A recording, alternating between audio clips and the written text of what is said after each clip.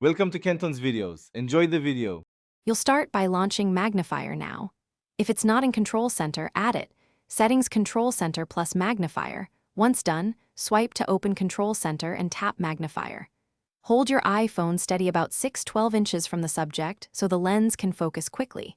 You're initiating capture, not taking a photo, so steady hands matter. This immediate setup gets you into the tool fast and ensures the image is ready for the next adjustments. Now you'll refine the view. Use the zoom slider to magnify up to 15x and pan with one hand while holding the phone steady with the other. Tap the flashlight icon to toggle light and drag its slider to change intensity. This helps reduce glare or shadows.